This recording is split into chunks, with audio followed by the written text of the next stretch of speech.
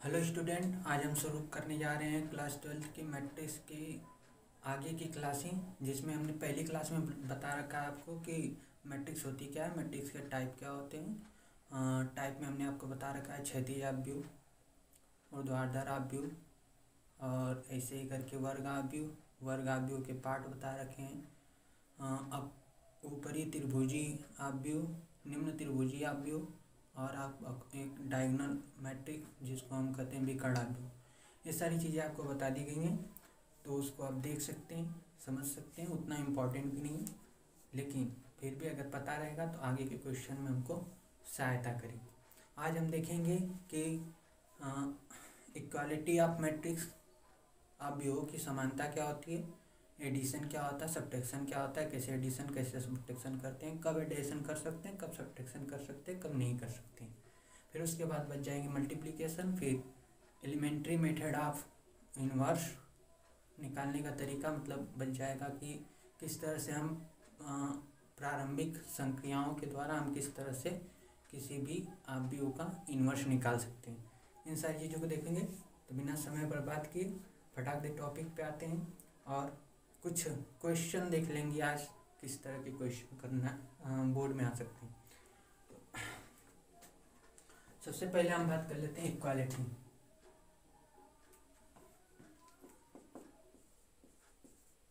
Equality of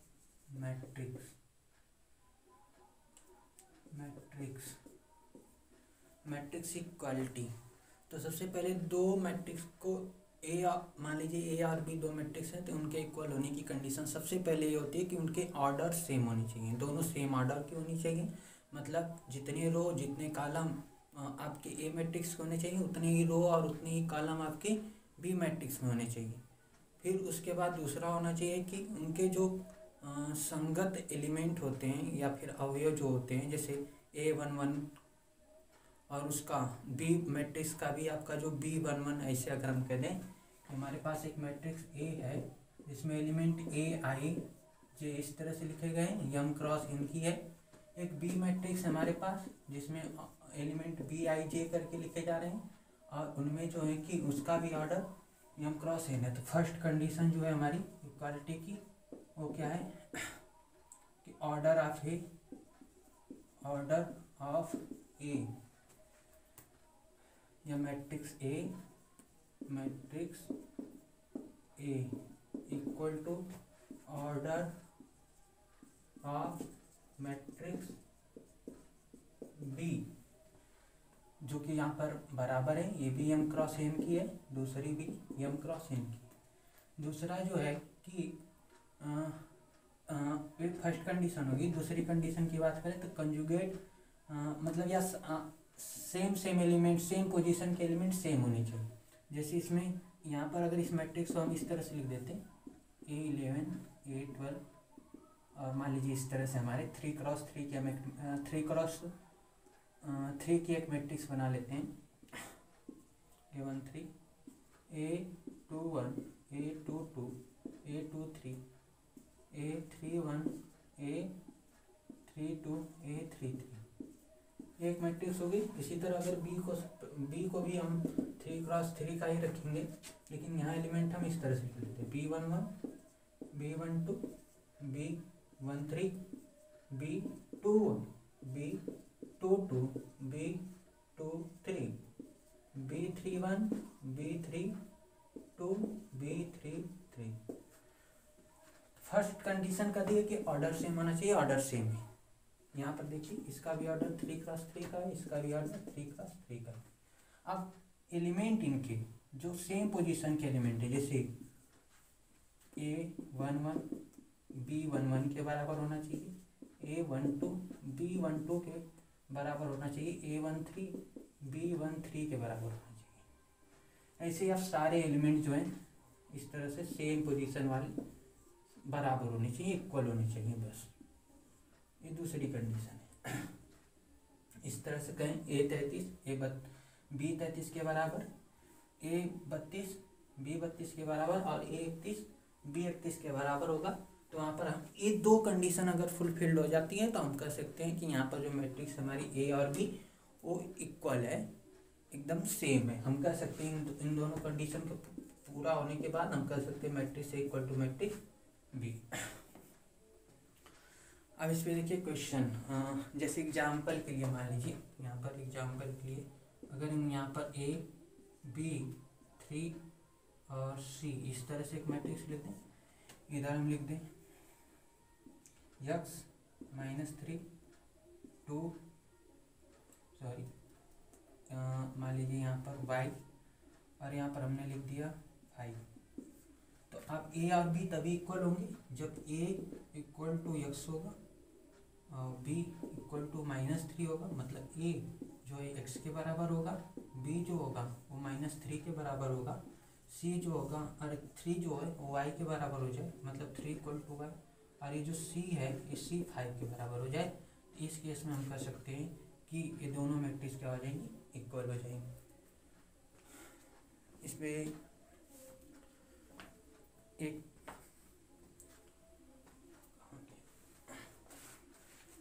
ठीक है, अब इसे आप लिखना चाहे तो लिख सकते हैं या नोट करना चाहे तो नोट, समझने वाली बात है, सिंपल सी बात है, कुछ हिस्सा लिखने जाए। पिछले वीडियो में हमने आपको फॉर्मेशन ऑफ मैट्रिक्स किस तरह से कंडीशन दी जाए तो मैट्रिक्स किस तरह से बनाते हैं, इसमें हमने क्वालिटी आपको बता दी कि मैट्रिक्स की क्वालिटी के लिए कंडीशन क्या होती है। अब हम देखने जा रहे हैं क्या कि एडिशन कब कर सकते हैं हम दो मैट्रिक्स का, या फिर हमें दे दे कि हमारे पास एलिमेंटों के नंबर दे दे या अवयवों की संख्या दे दे, तो पूछे कितने ऑर्डर की मैट्रिक्स पॉसिबल हो सकती हैं, किन ऑर्डर की मैट्रिक्स पॉसिबल हो सकती हैं, वो आपसे पूछ सकता है। जैसे हमें कह दे कि हमारे पास एलिमेंट 12 एलिमेंट हमारे पास है,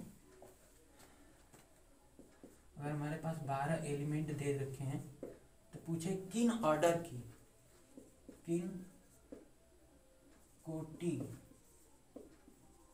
की के अवयव बन सकते हैं। तो यहाँ पर हम सिंपल, हमारे पास अवयवों की संख्या 12 है, तो 12 हम ऐसे नंबर को लेंगे जिनका मल्टीप्लिकेशन 12 आ जाए। जैसे पे हमारे पास 1 है, अगर ऑर्डर की बात करें possible order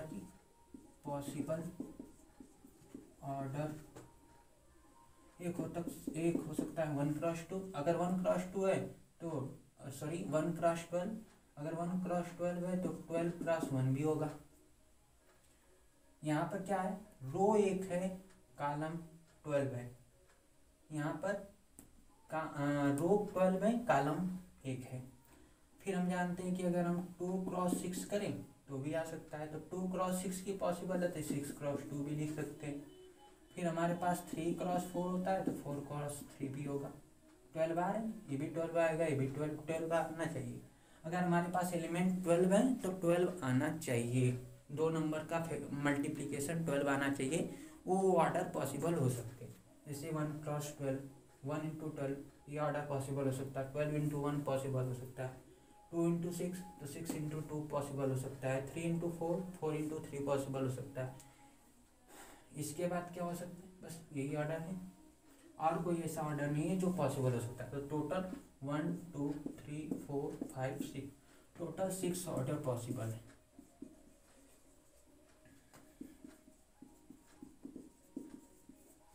six order possible हो सकते हैं। इस तरह से हम ये अलग अलग टाइप ऑर्डर के हम क्या कर सकते हैं, मैट्रिक्स बना सकते हैं इन 12 दिए गए 12 एलिमेंट का यूज करके। अगर हमारे पास 13 एलिमेंट दिए हुए हैं तो उस केस में 13 एलिमेंट है तो इसके कितने पॉसिबल हो सकते हैं, हम जानते हैं 1 × 12 13 लिख सकते हैं, 1 × 13 एक ये ऑर्डर पॉसिबल हो सकता है, और 13 × 1 एक ये ऑर्डर पॉसिबल हो सकता है, मतलब 1 पंक्ति 13 कॉलम, 13 पंक्ति 1 कॉलम, बस यही दो ऑर्डर पॉसिबल हो सकते हैं। और ऐसे कोई भी दो नंबर नहीं है जिनका मल्टीप्लिकेशन हमें 13 मिले, बस यही दो ऐसे फैक्टर या ऑर्डर पॉसिबल हैं जिनमें मल्टीप्लाई करने पे, रो और कॉलम का मल्टीप्लाई करने पे 13 मिल रहा है हमें। तो 13 एलिमेंट होने पे बस खाली यही दो ऑर्डर की मैट्रिक्स पॉसिबल हो सकती है। अब इसके बाद हम देखते हैं आगे, तो कुछ क्वेश्चन अब हम करेंगे। क्वेश्चन किन पे करेंगे, पहले इसको आप नोट करना चाहें तो नोट कर सकते हैं। अब हम क्वेश्चन देखने वाले हैं। कुछ क्वेश्चन देखेंगे, किन टाइप के क्वेश्चन देखेंगे या किस तरह के प्रश्न होंगे। तो पहला होगा हमारा क्वेश्चन फॉर्मेशन ऑफ मैट्रिक्स, आव्यूह के निर्माण के, आव्यूह का निर्माण। जब कंडीशन दी होगी तो आव्यूह का निर्माण कैसे होगा हमने बता रखा है आपको, तो उसको हम देखेंगे कि किस तरह से आव्यूह का निर्माण हो रहा है। सबसे पहले हमारे पास एक क्वेश्चन दे रखा है यहाँ पर,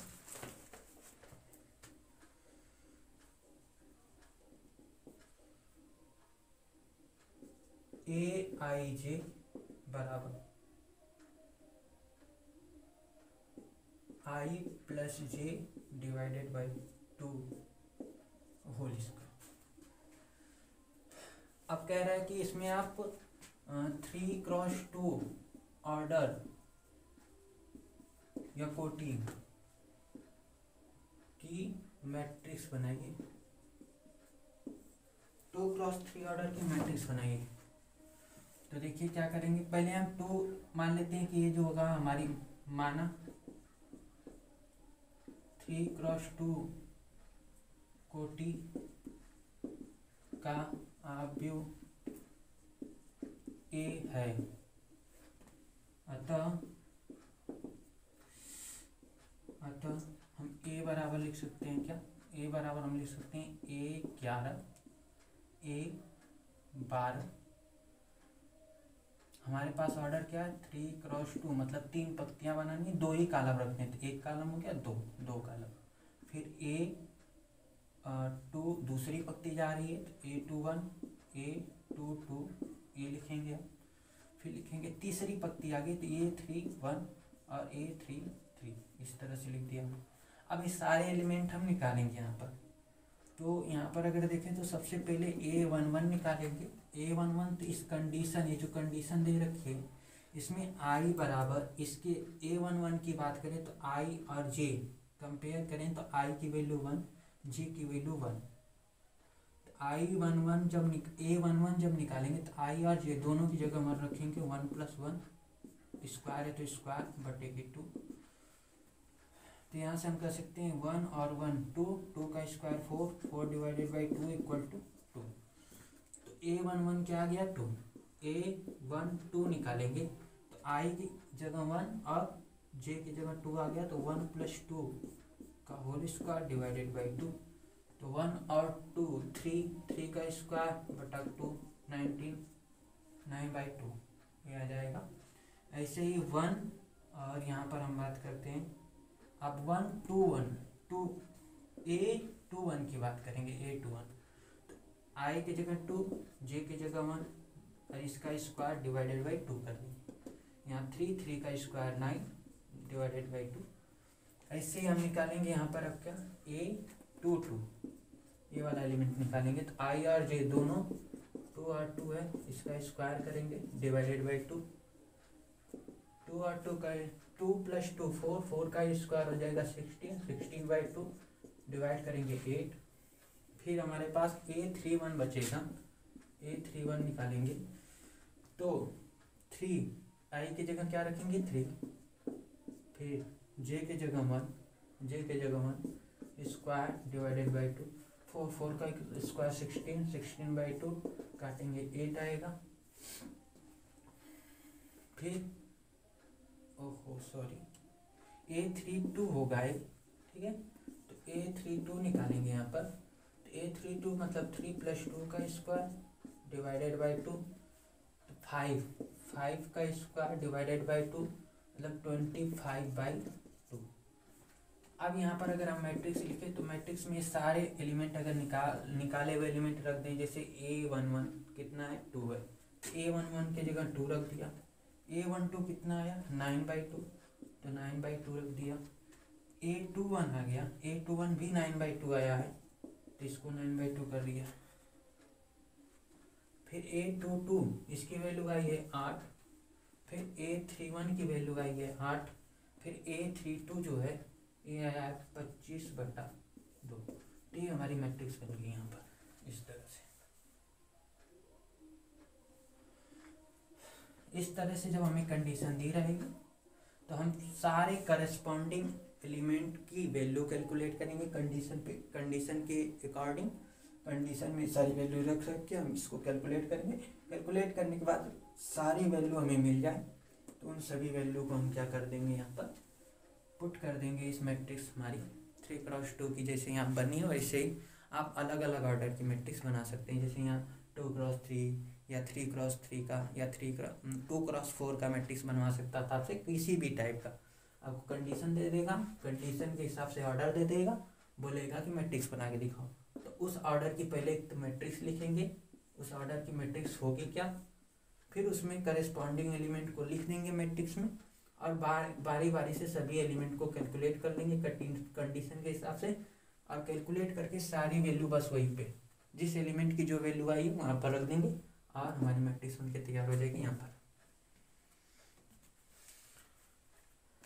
जी कह रहा है कि यहाँ पर मैट्रिक्स एक बनाइए, मैट्रिक्स हमें बनानी है। मैट्रिक्स ए कितने ऑर्डर की बनानी है, तो मान लीजिए 2x2 की बनानी है। 2x2 की मैट्रिक्स हमसे पूछ रहा है। क्या करेंगे, पहले हम इसे ए को ओपन करेंगे और 2x2 की मैट्रिक्स लिख देंगे 1 1 1 1 2 A12 और A21 और A22 इस तरह से लिख देंगे। 2x2 बन के तैयार हो गया।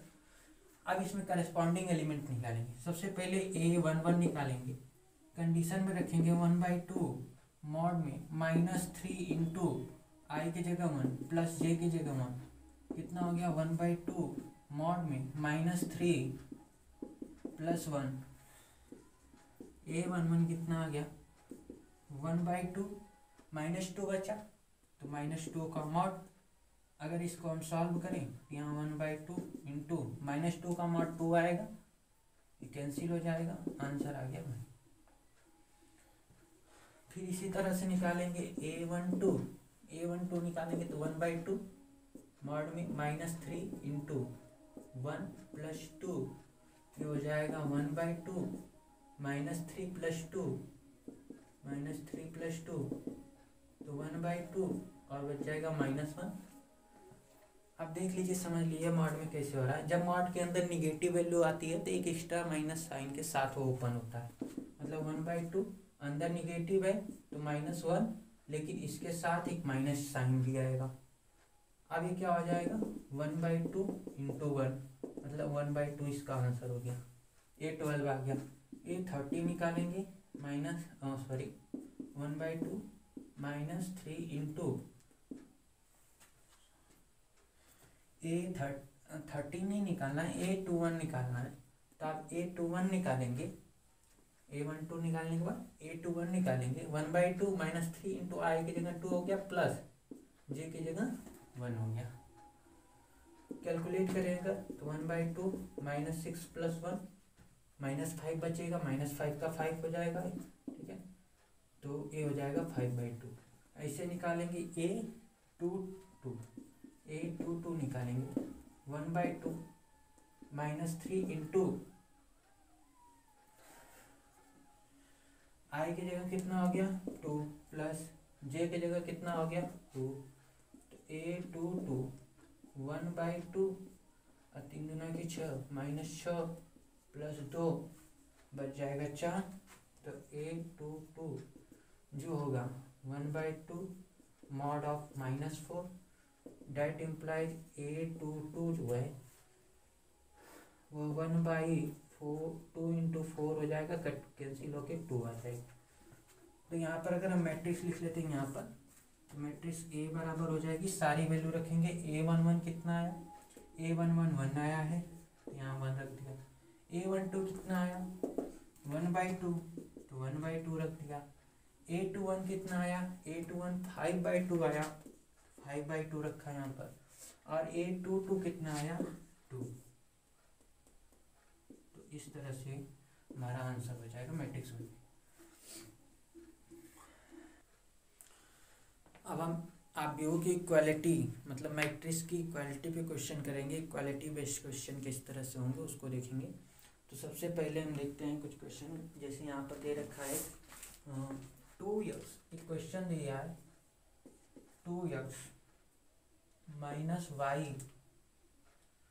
यक्स माइनस वाई और x minus z, x minus Y plus z equal to 10 2 यहाँ 8 और यहाँ पर दे रखा है -1। कह रहा है हमसे क्या, हमें कह रहा है x comma y comma z, ये आप तीनों निकाल के बताइए कि x comma y comma z, x y z की वैल्यू हमसे पूछा है इसने। अब हमें ये दोनों मैट्रिक्स, जो मैट्रिक्स दिख रही है इधर की मैट्रिक्स लेफ्ट हैंड साइड की राइट हैंड साइड की, दोनों मैट्रिक्स के बीच में इक्वल का साइन है, मतलब दोनों मैट्रिक्स को इक्वल कहना चाहता है। अगर दोनों मैट्रिक्स इक्वल है तो कंडीशन क्या आती है, सबसे पहले ऑर्डर चेक करेंगे, ऑर्डर तो सेम ही 2 क्रॉस 2 2 क्रॉस 2, ऑर्डर सेम हो गया। तो बस मैट्रिक्स अगर इक्वल करनी है तो इक्वल करने के लिए जो उनके संगत अवयव हैं या फिर सेम प्लेस के जो एलिमेंट है वो सेम होने चाहिए, इक्वल होने चाहिए आपस में।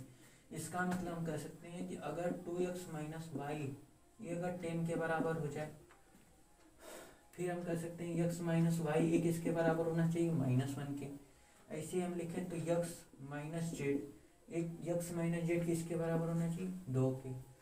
x minus Y plus Z ये किसके बराबर होना चाहिए 8 के। ये सारे इक्वेशन हो गए 1 2 3 4, जबकि हमें जरूरी है हमारे पास तीन ही एक्स वाई जेड तीन ही वेरिएबल निकालने हैं, तो हमारे लिए तीन ही इक्वेशन काफ़ी है, लेकिन हमारे पास 4 इक्वेशन बन गई। अब यहाँ से करेंगे क्या, हमें दिख रहा है इक्वेशन 2, इक्वेशन 2 में एक्स माइनस वाई की वैल्यू -1 दे रखी है, और इक्वेशन 4 को देखें तो एक्स माइनस वाई यहाँ लिख रखा है। इसका मतलब एक्स माइनस वाई की जगह अगर हम -1 रख दें, -1 प्लस जेड इक्वल टू 8 हो जाएगा, तो जेड इक्वल टू 9 आ जाएगा। जेड अगर 9 आ गया यहाँ इक्वेशन, इस वैल्यू को अगर हम इक्वेशन 3 में रख दें जेड की वैल्यू, तो यक्स माइनस जेड की जगह रख देते हैं 9 इक्वल टू 2 हो जाएगा, तो यक्स इक्वल टू इधर जाएगा, तो 2 प्लस 9 मतलब यक्स इक्वल टू क्या हो जाएगा 11। अब इस यक्स की वैल्यू यहाँ पर रख दें हम इक्वेशन 3 में ही सीधे सीधे रख दें, सिंपल पड़ेगा। तो अगर यक्स की वैल्यू यहाँ पर रख दें तो हमें वाई मिल जाएगा, तो इस यक्स की वैल्यू यहाँ पर रखते हैं तो यक्स कितना है हमारे पास, यक्स है 11 माइनस वाई बराबर -1, वाई को उधर इसको इधर करेंगे तो वाई इक्वल टू 12 आ जाएगा इसको सॉल्व करने पर। ये हमारी यक्स और वाई की वैल्यू होगी। अतः हम लिख सकते हैं यक्स इक्वल टू हमारा आ गया 11, वाई इक्वल टू हमारा आ गया 12 तथा जेड इक्वल टू हमारा क्या आ रहा है 9। ये हमारे पास वैल्यू हो जाएगी इस तरह से एक्स वाई जेड। और एक क्वेश्चन देखते हैं, 2 क्वेश्चन 1 बराबर 10 और ये 5 कह रहा है एक्स और वाई पूछ रहा है आपसे। अब एक्स और वाई देखिए, यहाँ मैट्रिक्स के बाहर अगर एक्स का मल्टीप्लाई है तो इस एक्स को हम इन एलिमेंट के साथ मल्टीप्लाई कर सकते हैं। तो अगर हम मल्टीप्लाई कर दें अंदर इसको, तो जब भी किसी मैट्रिक्स में किसी नंबर का या किसी एलिमेंट का मल्टीप्लाई किया जाता है तो पूरे मैट्रिक्स के अंदर हर एक एलिमेंट्स होता है। इसका मतलब एक्स का मल्टीप्लाई 2 के साथ होगा 2x, एक्स का मल्टीप्लाई 3 के साथ होगा 3x, प्लस वाई का मल्टीप्लाई -1 के साथ -y, और ये y का मल्टीप्लाई 1 के साथ तो y हो जाएगा इधर 10 ये 5। अब देखिए दोनों को ऐड करना, ऐड करने का मतलब सामने सामने की वैल्यू को आप ऐड कर दी, मतलब 2x और -y को क्या करेंगे हम ऐड कर देंगे, 3x प्लस y को ऐड कर देंगे इस तरह से, और इधर हो जाएगा 10 और 5। तो यहाँ पर लिख रहे हैं हम 2x माइनस वाई, ये हो जाएगा 3x प्लस वाई, इसके इक्वल हो जाएगा 10 और 5। इक्वालिटी के रूल से ये दोनों तभी इक्वल हो सकते हैं जब इनके एलिमेंट सेम हो। तो ये एक एलिमेंट लिखा है, ये एलिमेंट 10 के बराबर होगा, 2x माइनस वाई बराबर 10 हो जाएगा, और एक एलिमेंट जो है हमारे पास यहाँ से अगर इसको हटा के यहाँ लिख देते हैं 2x minus Y equal to 10 लिख सकते हैं, और यहाँ पर एक इक्वेशन बनेगी 3x प्लस वाई एक लिख लेते हैं बगल में, 3x + y इक्वल टू 5। अब देखिए इन इक्वेशन को अगर इसे इक्वेशन 1 इसे इक्वेशन 2 करें तो इक्वेशन 1 प्लस इक्वेशन 2 करने पर इक्वेशन 1 प्लस इक्वेशन 2 करने पर जैसे ऐड करेंगे y माइनस वाई कैंसिल हो गया, 2x और 3y 2x + 3x 5x हो जाएगा, इधर 10 + 5 15 हो जाएगा, 5 से कैंसिल कर देंगे, x इक्वल टू 3 आया। इस x की वैल्यू किसी भी एक इक्वेशन में रख दीजिए। यहाँ पर मान लेते हैं इक्वेशन फर्स्ट में रख लेते हैं 2 और x की जगह हमने रख दिया 3 माइनस वाई इक्वल टू 10, तो हो जाएगा 6 माइनस वाई इक्वल टू 10। इसको इधर कर देते हैं तो y इक्वल टू 60। तो ये x आ गया, ये इस तरह से क्वेश्चन हल हो जाए। अब हम एडिशन ऑफ मैट्रिक्स देखेंगे किस तरह से हम अवयवों को, एक अवयव, दो अवयव या तीन अवयव, इस तरह से जितने भी हमारे पास अवयव दे रखे हैं उनको कैसे हम ऐड करेंगे। तो एडिशन ऑफ मैट्रिसेस या मैट्रिक्स का एडिशन हम देखेंगे किस तरह से एडिशन हो सकता है। सबसे पहले हम कुछ रूल जान लेते हैं कि एडिशन कब हो सकता है और कब एडिशन नहीं हो सकता। तो एडिशन होने के लिए जो सबसे इम्पॉर्टेंट कंडीशन होती है वो होती है कि दोनों का ऑर्डर पहले मैच करना चाहिए। ऑर्डर अगर सेम होगा तो फिर हम क्या करेंगे, एडिशन के लिए वहाँ पर एडिशन पॉसिबल है। अगर ऑर्डर मैच नहीं करता है एडिशन पॉसिबल नहीं है। तो दो मैट्रिक्स होंगी, अगर दोनों मैट्रिक्स के ऑर्डर सेम है तो उसका एडिशन पॉसिबल है, मतलब उन्हें जोड़ा जा सकता है। अगर उन्हें जोड़ा जा सकता है तो किस तरह से ऐड करेंगे, तो जो उनके सेम पोजीशन वाले एलिमेंट हैं उनको सेम पोजीशन वाले दोनों मैट्रिक्स के एलिमेंटों को आपस में ऐड कर देना। इस तरह से हमें दोनों मैट्रिक्स के क्या हो जाएंगे, एडिशन प्राप्त हो जाएंगे।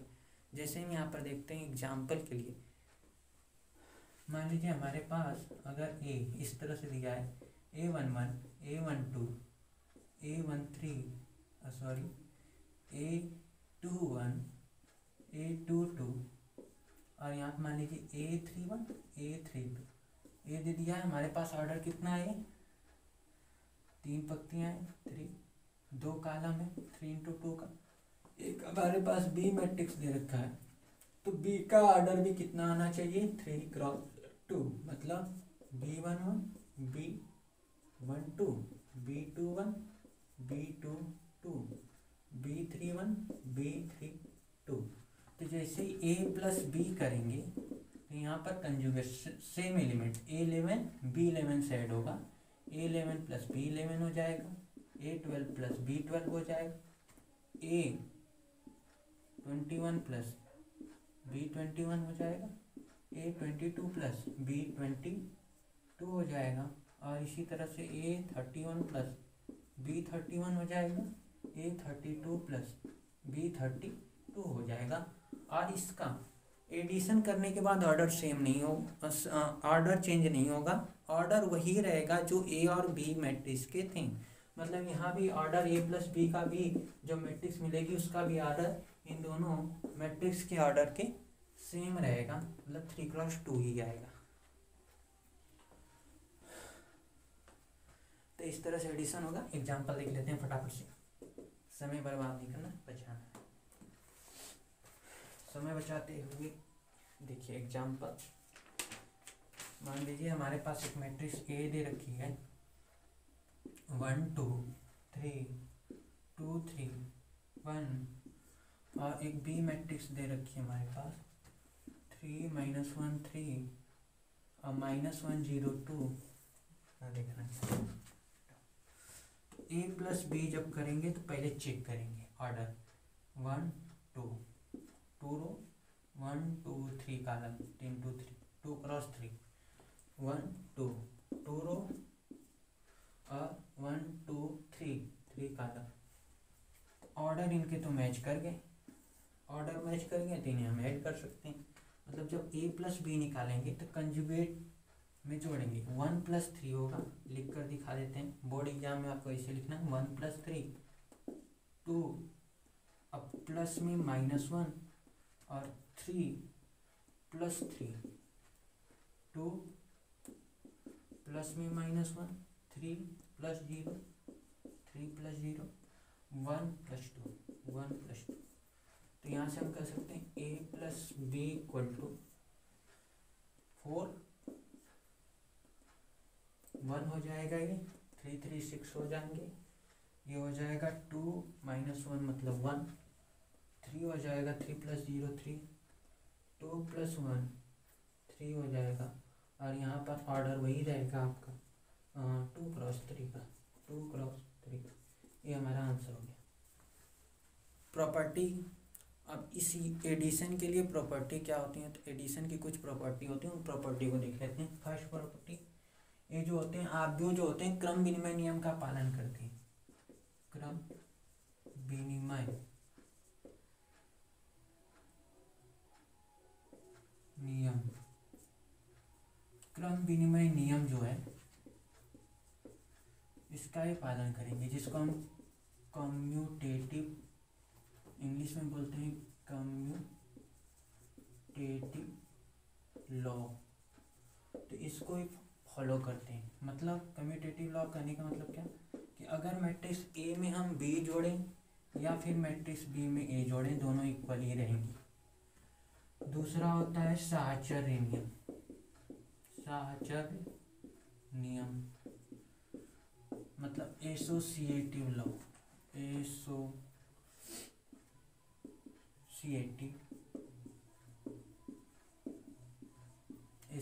लॉ मतलब हमारे पास अगर ए बी और सी तीन मैट्रिक्स दे रखी हों, ए बी सी तीन मैट्रिक्स दे रखी हों, जिनका ऑर्डर अब एडिशन करना है तो ऑर्डर तो सेम होना ही चाहिए। तो अगर ये तीन मैट्रिक्स दे रखी हैं तो हम पहले फर्स्ट दो मैट्रिक्स को ऐड करके फिर उसमें थर्ड मैट्रिक्स को ऐड करें, या फिर लास्ट के दोनों मैट्रिक्स को ऐड करके फिर उसमें फर्स्ट मैट्रिक्स को ऐड करें, आंसर सेम आएगा। आंसर में चेंज नहीं आएगा, आंसर सेम आएगा, मतलब ये साहचर्य नियम कहलाता है, साहचर्य नियम का पालन करते हैं। तीसरा पॉइंट कह सकते हैं कि जो मैट्रिक्स होती है वो निरसन नियम का पालन करती है। निरसन नियम, निरसन नियम मतलब कैंसिलेशन लॉ, कैंसिलेशन लॉ का पालन करती है। क्या होता है कैंसिलेशन लॉ, कि अगर हमारे पास मैट्रिक्स ए प्लस बी दिया हो और matrix equal to matrix A plus C दिया हो, तो सेम मैट्रिक्स होने की वजह से सेम मैट्रिक्स आपस में कैंसिल हो जाएंगी और B matrix B equal to C हो जाएगा। इसे कैंसिलेशन लॉ कहते हैं कि अगर दोनों मैट्रिक्स सेम, दो ए प्लस बी प्लस सी दिया हुआ जिसमें ए और ए दोनों सेम मैट्रिक्स हैं, तो एक दूसरे को कैंसिल कर देंगे, बचेगा बी इक्वल टू सी। चौथा हम कह सकते हैं तत्समक, आव्यूह का तत्समक, आव्यूह का तत्समक, आइडेंटिटी, आइडेंटिटी ऑफ योज्य तत्समक, आव्यूह का योज्य तत्समक, योज्य तत्समक इसे कहा जाता है।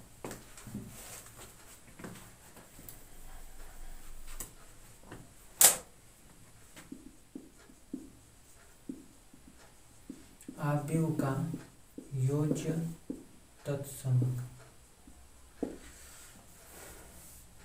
Additive, additive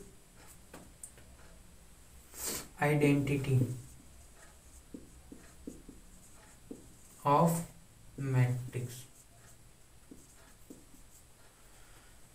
additive identity of matrix कहने का मतलब ये हुआ कि एक ऐसी मैट्रिक्स जिसको हम दिए गए मैट्रिक्स में ऐड करें तो उस मैट्रिक्स की वैल्यू, दी गई मैट्रिक्स की वैल्यू चेंज नहीं होनी चाहिए। फिर से हमारे पास अगर कोई एक मैट्रिक्स ए दे रखी है तो हम एक ऐसे उस ए मैट्रिक्स का योज्य तत्समक या एडिटिव आइडेंटिटी एक ऐसी मैट्रिक्स होगी जिसको हम दी गई मैट्रिक्स ए में अगर ऐड कर दें तो उस मैट्रिक्स ए की वैल्यू चेंज नहीं होगी, वही रहेगी जो पहले थी।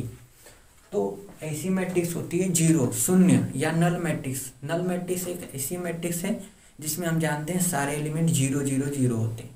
तो अगर हम किसी ए मैट्रिक्स में नल मैट्रिक्स को ऐड करते हैं तो वहाँ पर एलिमेंट, नल मैट्रिक्स के एलिमेंट 0 होने की वजह से जब वो ए मैट्रिक्स के एलिमेंट से ऐड करेंगे उसे, तो सारे एलिमेंट जब ए मैट्रिक्स से ऐड होंगे तो जीरो होने की वजह से सारे एलिमेंट उसी की तरह सेम वैसे ही सेम रहेंगे, एलिमेंट ए मैट्रिक्स के एलिमेंट की वैल्यू चेंज नहीं होगी। तो यहाँ पर हम कह सकते हैं कि जो मैट्रिक्स शून्य या शून्य आव्यूह जो होता है, शून्य आव्यूह वो क्या होता है, शून्य आव्यूह, शून्य आव्यूह जो होता है सभी किसी भी मैट्रिक्स का एडिटिव इन्वर्स होता है, हम कह सकते हैं। जैसे मान लीजिए हमारे पास एक मैट्रिक्स दे रखी है इस तरह से 2 3 4 5, इसमें एक हमारे पास मान लीजिए नल मैट्रिक्स है ओ, जिसको हम ओ से लिख रहे हैं, मान लीजिए 0 0 0 0, ये हमारी सेम ऑर्डर की रहेगी। ये अगर 2 क्रॉस 2 की थी तो ये भी 2 क्रॉस 2 की थी। अगर हम a प्लस 0 करते हैं, ए प्लस ओ, तो यहाँ पर साफ साफ दिख रहा है 2 3 4 5 में क्या ऐड करेंगे हम, 0 0 0 0 ऐड करते, देखो 2 और 0 2 होगा, 3 और 0 3 होगा, 4 और 0 4 होगा, 5 और 0 5 होगा, तो फिर से हमारा ए आ गया। मतलब कहने का मतलब क्या, अगर हम मान लीजिए हमारे पास कोई ओ मैट्रिक्स है, ए में हमने ओ मैट्रिक्स को जोड़ा तो ए आया, या फिर हम कह दें यहाँ पर कि ओ को ए, ओ में ए मैट्रिक्स को जोड़ा, एक कंडीशन होती है। तो अगर यह ए में ओ को जोड़ो चाहे ओ को ए में जोड़ो, दोनों केस में अगर मैट्रिक्स की वैल्यू चेंज नहीं होती, मैट्रिक्स वही रहती है, तो वह मैट्रिक्स जिसको हमने ऐड किया था वो उस दी गई मैट्रिक्स का क्या कहलाता है, योज्य तत्समक कहलाता है। योज्य तत्समक मतलब एडिटिव आइडेंटिटी कहलाती है। तो हम याद रखेंगे इस सब के लिए यही होती है शून्य आव्यूह। शून्य आव्यूह जो होता है वो योज्य तत्समक होता है। अब योज्य प्रतिलोम की बात करते हैं। 5वां पॉइंट होता है हमारे पास योज्य प्रतिलोम। ये क्या होता है, एडिटिव इनवर्स। कुछ नहीं है, समय बर्बाद नहीं करेंगे, सीधे सीधे जानिए। अगर हमारे पास ए मैट्रिक्स दी है तो इसी मैट्रिक्स का अगर हम इनवर्स ले लें, निगेटिव वैल्यू ले लें, मतलब ए मैट्रिक्स की निगेटिव वैल्यू माइनस ए ले लें, ठीक है, तो हमारी जो माइनस ए जो मैट्रिक्स होगी वह मैट्रिक्स ए का क्या कहलाएगा, योज्य प्रतिलोम कहलाएगा। योज्य प्रतिलोम करने का मतलब कोई दी गई मैट्रिक्स है तो उसमें हम एक ऐसी मैट्रिक्स जोड़ दें जिससे हमें क्या मिल जाए, योज्य तत्समक मिल जाए। योज्य तत्समक करने का मतलब क्या, शून्य आव्यूह मिल जाए। तो अगर ए में हमने माइनस ए जोड़ दिया तो ए में जैसे ही आप माइनस ए जोड़ोगे आंसर 0 हो जाएगा। 0 मतलब शून्य आव्यूह आ जाएगा, शून्य आव्यूह आ जाएगा। तो ये संक्रियाएं हो गई। कुछ सवाले वाले देख लेते हैं, अगर मिल जाते हैं ठीक ठाक तो कर लेते हैं, नहीं तो फिर रहने देते हैं। जैसे हमें दे रखा है एडिशन, तो अब आ ही गया होगा। हमारे पास दे रखा है x plus Y equal to 2 1 1 2, और एक दे रखा है 2x minus Y equal to 1 2 2 1। तो हमें x और y बताना है। x और y क्या होगा, देखिए हमारे पास x प्लस वाई और 2x माइनस वाई दिया। एक मैट्रिक्स ये मैट्रिक्स, दोनों मैट्रिक्स को अगर हम जोड़ें तो यहाँ पर x प्लस वाई और 2x माइनस वाई को ऐड करेंगे, तो यहाँ पर x प्लस वाई में हम अगर 2x माइनस वाई को ऐड कर दें इन दोनों मैट्रिक्स को, तो लेफ्ट हैंड साइड हमने ऐड किया तो राइट हैंड साइड भी ऐड होगा, 2 1 1 2 हो जाएगा। इसमें क्या ऐड करना पड़ेगा, 1 2 2 1। देखिए y से y यहाँ पर सीधा सीधा कैंसिल हो जाएगा, x प्लस 2x 3x, यहाँ पर ऐड करेंगे 3 2 1 3 2 1 3 1 2 3 और 2 1 3। अब यहाँ पर 3x बराबर सब में 3 3 3 मिल रहा है तो 3 कॉमन कर लेंगे, 1 1 1 1 ये आ जाएगा हमारे पास। 3 से 3 कैंसिल, x इक्वल टू 1 1 1 और 1 आ जाएगा। इसकी वैल्यू आप इसमें रख दीजिए, यक्स प्लस वाई बराबर हमें क्या दे रखा है 2 1 1 2। इसमें यक्स की वैल्यू हमें क्या मिल गई 1 1 1 1 प्लस वाई बराबर 2 1 1 2। तो जब वाई निकालेंगे तो क्या हो जाएगा 2 1 1 2। इसको इधर लाएंगे तो ये अगर पॉजिटिव है इधर तो उधर जाएगी तो क्या हो जाएगा नेगेटिव, मतलब 1 1 1 1। जैसे ही माइनस करेंगे देखिए एडिशन, अगर एडिशन है तो सेम एलिमेंट सेम पोजीशन के एलिमेंट को जोड़ते हैं, और अगर सब्ट्रैक्शन आ गया घटाना पड़ गया हमें तो सेम पोजीशन के एलिमेंट को माइनस कर देंगे। मतलब सेम पोजीशन का मन निकालने का मतलब क्या हुआ, ये जो है टू ये इस एलिमेंट में से घटेगा क्योंकि ये वन वन पे है, ये भी वन वन पे है, ए वन वन पे है। तो हम कह सकते हैं यहाँ पर y बराबर 2 में से 1 गया 1 1 माइनस 1 0 1 माइनस 1 0 2 माइनस 1 1 ये आ जाएगा। तो ये हमारा रहा y, ये रहा x और y मिल गए, खत्म। ठीक है, आज के लिए बस इतना ही। अब कल हम देखेंगे मल्टीप्लिकेशन और इन्वर्स निकालना सीखेंगे कल। आज के लिए इतना ही, सारे क्वेश्चन कर लीजिए। अगर ये कंसेप्ट आप अपने ध्यान में रखते हैं तो बोर्ड के क्वेश्चन में आपको हेल्प करेंगी। हो सकता है एक दो बार बस आप इसको देख लीजिए और कुछ सवाल आप कर लीजिए, क्योंकि मैथ से जितनी बार करेंगे उतनी ही अच्छे से आएगी। अगर हम नहीं करते हैं बस खाली पढ़ लेते हैं तो उससे कुछ नहीं होने वाला है। पढ़ने के साथ साथ प्रैक्टिस चाहिए, अच्छे से प्रैक्टिस करेंगे तभी कुछ होगा, नहीं तो कुछ नहीं होने वाला है। बस आज के लिए इतना ही, कल सीखेंगे मल्टीप्लिकेशन, और हो सकता है कि कल ही आपको इन्वर्स निकालना भी बता दिया जाए। उसके बाद एक टॉपिक या ये चैप्टर ख़त्म हो जाएगा। थोड़ा लंबा वीडियो बन रहा है लेकिन जो भी सारी चीज़ें हैं सब कवर हो जाएंगी, कुछ छूटेगा नहीं इसमें। तो बस करते हैं।